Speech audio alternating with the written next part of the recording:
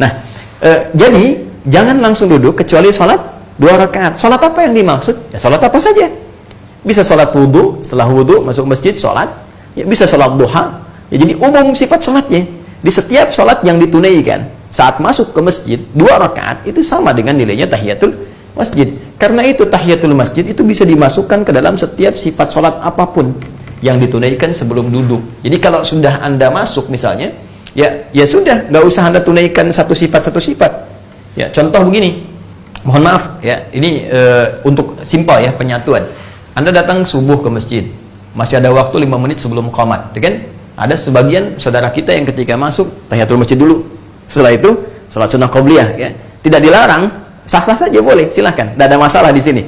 Tapi sebetulnya Anda bisa membuat simpel. Bagaimana caranya? Masuk, tunaikan 2 rakaat sebelum subuh. Ketika Anda tunaikan qobliyah subuh 2 rakaat sebelum subuh, ya itu saat masuk masjid lalu Anda duduk i'tikaf, itu sama nilainya, sudah mencakup kepada tahiyatul masjid.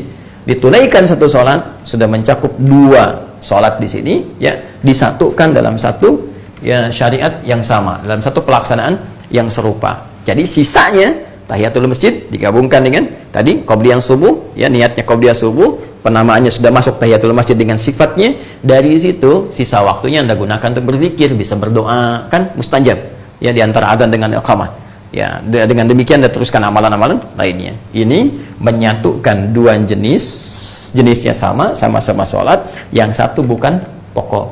Nah sekarang gini, akikah dengan kurban, jenisnya sama nggak? Sama-sama nyembelih hewan, ya kan? Sama-sama menyembelih kan? Bahkan hewannya bisa sama, kambing kan sama kan? Baik, kambing dan sejenisnya itu bisa ada kesamaan. Cuma sekarang, apakah yang satu pokok, yang satu bukan, atau dua-duanya pokok, satu ibadah yang terpisah? Nah, ternyata setelah diteliti, ini dua-duanya menjadi pokok dan 2 ibadah yang terpisah. Kurban, akikah. Bahkan batasnya tertentu. Akikah punya batas, kurban juga punya waktu tertentu yang boleh jadi tidak sama dengan batas akikah. Karena ketidaksamaan ini, maka ulama Malikiyah, Syafi'iyah tadi yang disampaikan dalam Fatwa Al-Fiqh Al-Kubra, kayak Syekh Ibnu Hajar Al-Haytami mengatakan lebih cenderung untuk dipisahkan, ya, dengan waktu-waktu tertentu seperti tadi uraian telah saya sampaikan.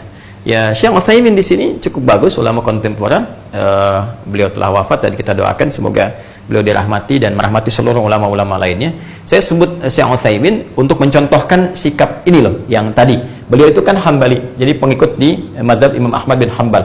Kemudian juga salah satu ulama yang sangat istimewa di rezim Saudi yang sekarang, ya, dan beliau